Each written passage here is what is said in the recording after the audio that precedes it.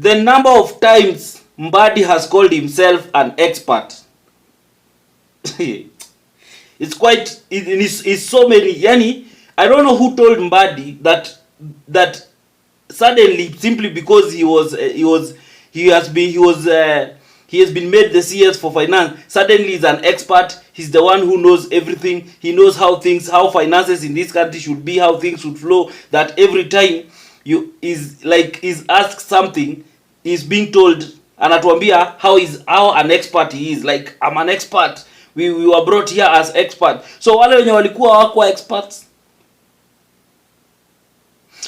You know, I'll tell you this, and I think I said it a while back. If there is someone who is in a docket whereby he doesn't understand it completely, but he's covering it up with a lot of words and a lot of expert languages and everything, is John Mbadi. I know most of you will disagree with me, but there are some statements that guy makes, and you sit down and wonder, is this really a CS for finance? Anyway, guys, before I dig deep into all this matter, if you are new here and you're coming here for the first time, my name is the African Updater. Kindly take a second to subscribe and to hit the notification bell so that anytime I post a video, you will always be the first to watch. What we do here, we analyze politics in the best way possible. So kindly do so, na kama kawaida, I'll be back.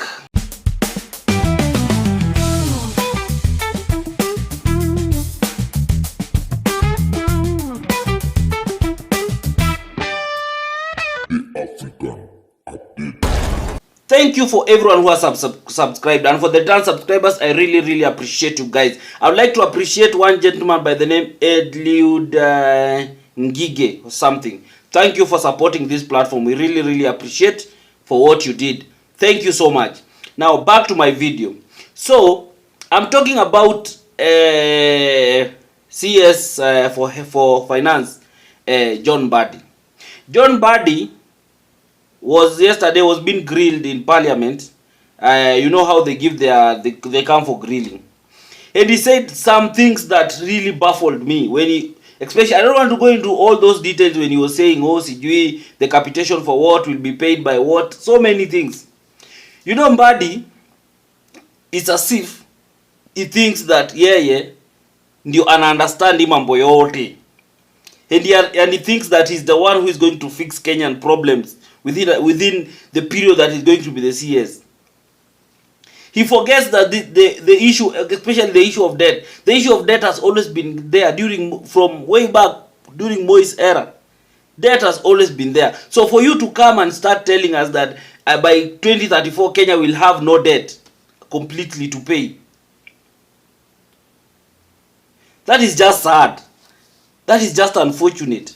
And you know, he makes it feels like, and he knows that he will handle things so well. He forgets that he's just a CS, that he's there at the behest of the president. That the president tomorrow can come up and say, oh, hizi vitu zote za unafanya, mimi sitaki zifanywe hivi. Do it in a different way. Mbadi is just obsessed with himself. He's just someone who is just obsessed with himself. But in reality, hakuna kitu say, like, if you sit down and listen to him critically, hakuna kitu yenye mse anasema yenye ina make sense at the end of the day.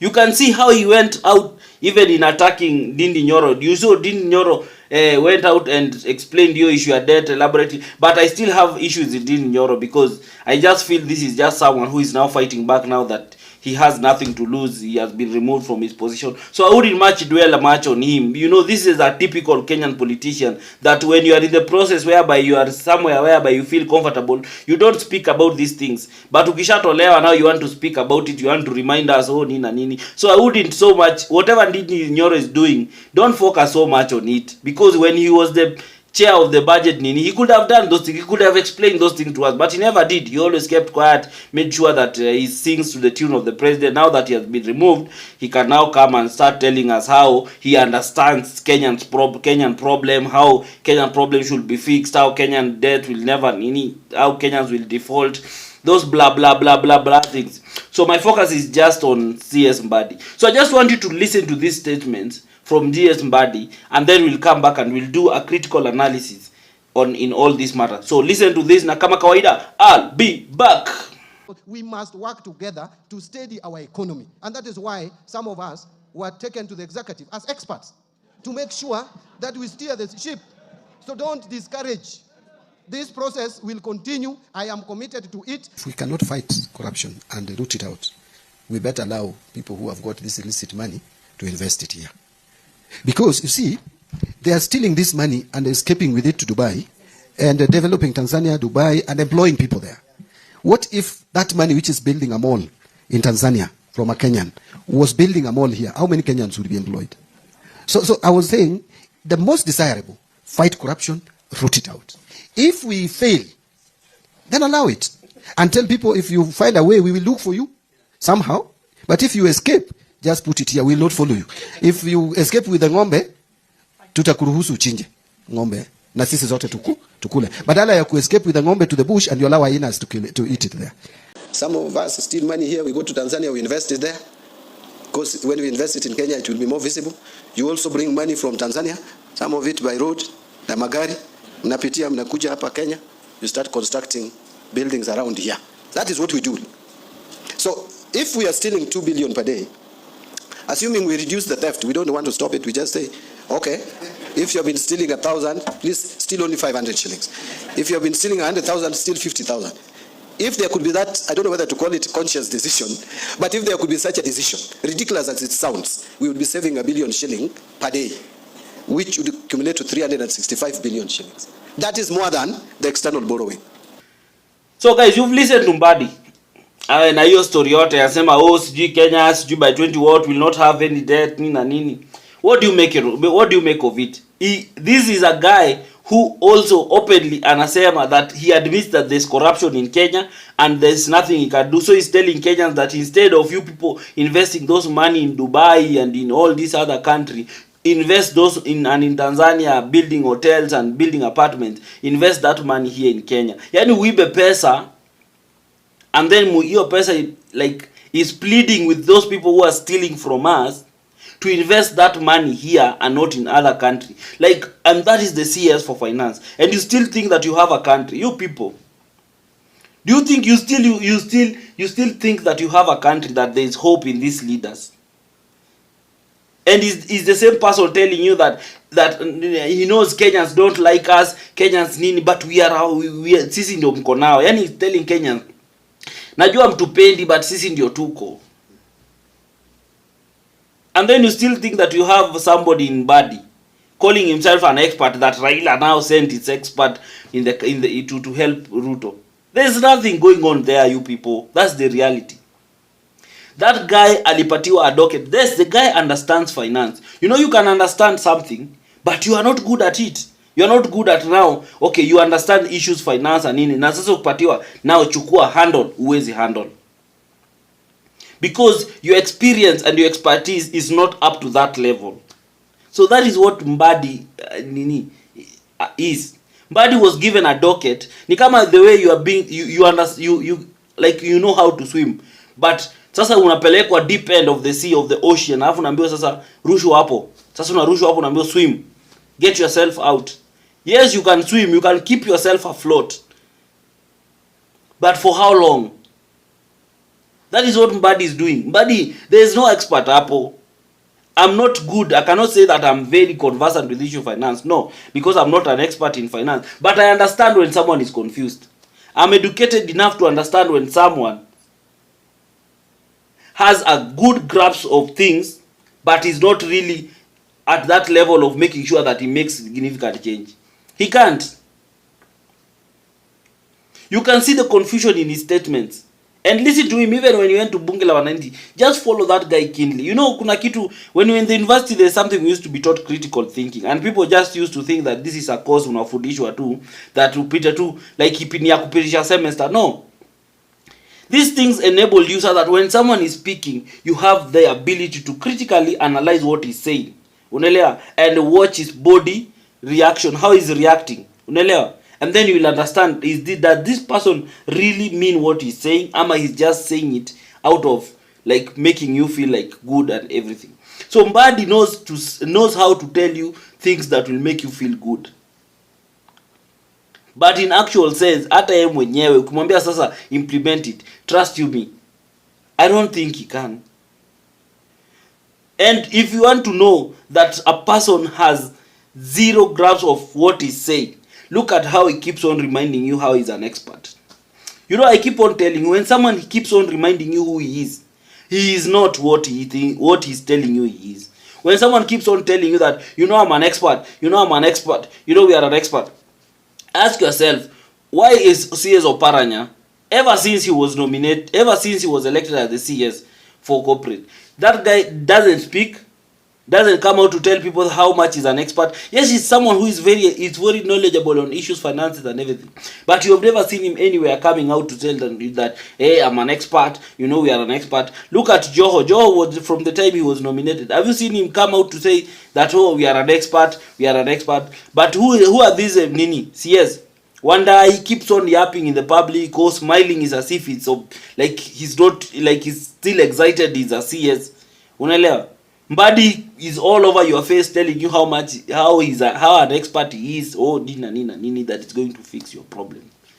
The reality is Mbadi is somewhere who is somewhere whereby he has an idea, but when it comes to now implementing, he's not at that level of making sure that vitus na change.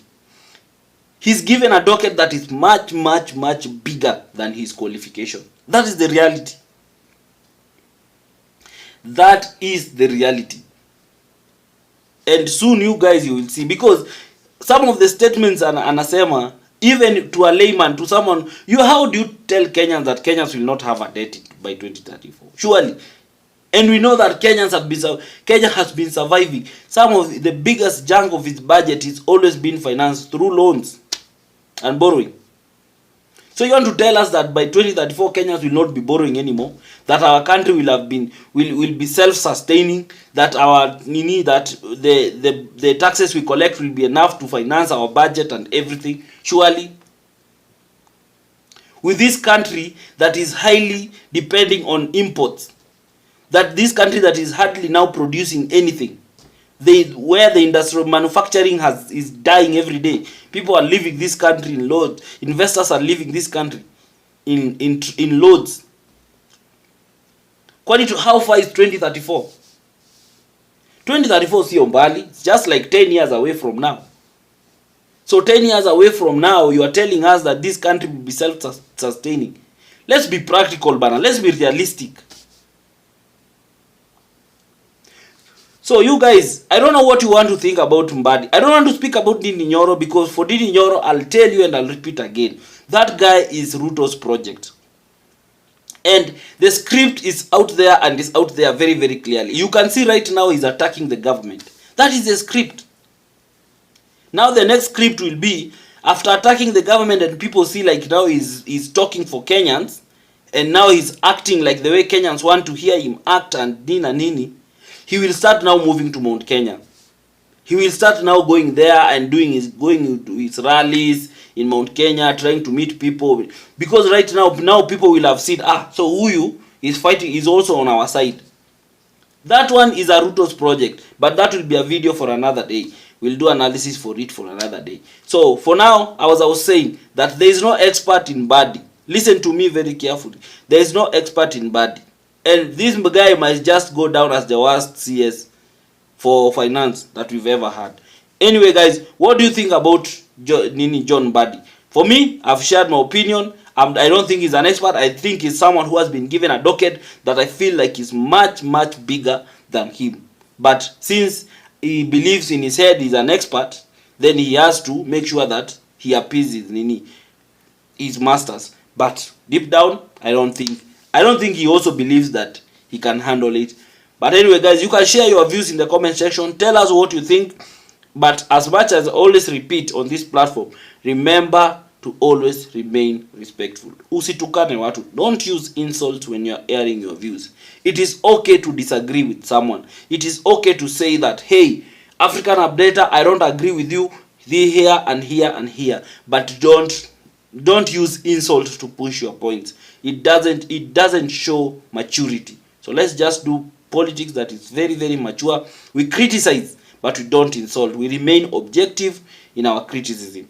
So thank you. And for those people who are supporting this platform, for those people who are supporting us, like Eliud Ngige, we really appreciate you. Thank you so much, and many others.